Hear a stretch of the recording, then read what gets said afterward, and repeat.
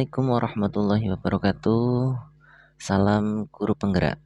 Pada kesempatan kali ini saya Siswanto, calon guru penggerak angkatan 5 dari Kabupaten Kendal, akan memaparkan kesimpulan dan refleksi pemikiran Ki Hajar Dewantara pada tugas koneksi antar materi modul 1.1. Saya akan merefleksi diri saya melalui 3 pertanyaan berikut. Yang pertama, apa yang saya percaya tentang murid dan pembelajaran di kelas sebelum saya mempelajari modul 1.1? Yang kedua, apa yang berubah dari pemikiran atau perilaku saya setelah mempelajari modul ini? Yang ketiga, apa yang dapat segera saya terapkan lebih baik agar kelas saya mencerminkan pemikiran KHD? Saya percaya tentang murid dan pembelajaran di kelas sebelum saya mempelajari modul 1.1 bahwa yang pertama, guru mendominasi dalam kegiatan pembelajaran. Pembelajaran yang diberikan hanya sebatas transfer ilmu. Peran saya sebagai guru lebih dominan dibandingkan dengan murid, sehingga saya menuntut murid harus menguasai semua materi ajar yang telah saya berikan. Yang kedua, tujuan pembelajaran lebih menekankan pada ranah kognitif. Sebelum mempelajari modul 1.1, saya lebih mementingkan aspek kognitif bila dibandingkan aspek keterampilan dan sikap dalam proses pembelajaran di kelas. Yang ketiga, keberhasilan dalam pembelajaran dilihat dari pencapaian hasil belajar murid dalam mencapai KKM. Jadi, tolok ukur keberhasilan pembelajaran adalah tercapai dan tidaknya KKM. Jika KKM tidak tercapai, maka yang dilakukan adalah melakukan perbaikan untuk keempat, guru kurang memahami karakteristik dari murid. Pada pembelajaran di kelas, saya kurang memahami dan memperhatikan karakteristik dari masing-masing murid karena pada pembelajaran di kelas, saya lebih memfokuskan pada pemberian atau mentransfer ilmu kepada para murid. Untuk pertanyaan yang kedua, yang berubah dari pemikiran atau perilaku saya setelah mempelajari modul ini adalah yang pertama, siswa sebagai subjek pembelajaran atau pembelajaran yang berpusat pada murid, di mana anak akan menjadi lebih aktif karena terlibat dalam proses pembelajaran sehingga mereka dapat merekonstruksi pengetahuannya. Yang kedua, menerapkan sistem Among atau pendidikan yang menuntun dalam pembelajaran.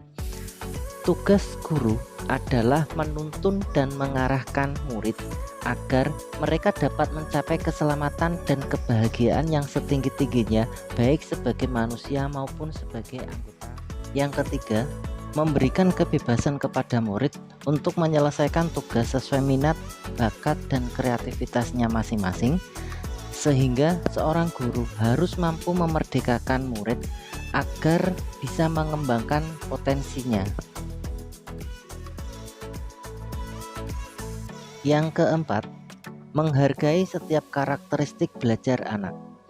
Anak terlahir berbeda, setiap individu memiliki keunikannya masing-masing.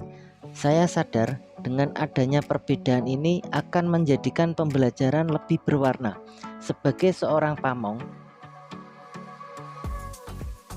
pertanyaan yang ketiga, yang dapat segera saya terapkan lebih baik agar kelas saya mencerminkan pemikiran Ki Hajar Dewantara antara lain, yang pertama, merancang pembelajaran yang menarik dan menyenangkan dengan melibatkan murid. Yang kedua, menerapkan pembelajaran berbasis kearifan lokal dan sosial budaya setempat. Hal ini penting untuk kita terapkan pada anak-anak saat ini, mengingat perkembangan iptek banyak sekali anak-anak yang hilang nilai-nilai budayanya. Di sini saya sebagai seorang guru berusaha memberikan penerapan materi terhadap kehidupan sehari-hari anak sesuai dengan kearifan lokal dan sosial budaya setempat. Yang ketiga, menerapkan konsep merdeka belajar dan mengintegrasikan setiap pembelajaran dengan pencapaian profil pelajar Pancasila. Konsep merdeka belajar mengajarkan kita bagaimana seorang pendidik dapat memberikan kebebasan kepada anak untuk dapat bereksplorasi atas pengetahuannya agar mampu menghasilkan ide-ide kreatif dan inovatif dari mereka.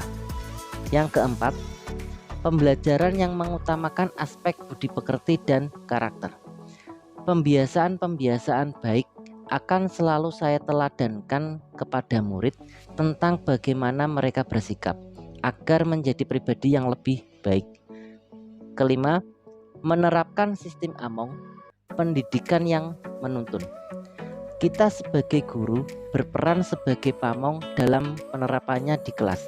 Sesuai dengan pengajaran dan pendidikan dari Ki Hajar Dewantara, kita dapat menerapkan pola asih, asuh, dan asah. Yang keenam, pembelajaran yang sesuai dengan kodrat alam dan kodrat zaman.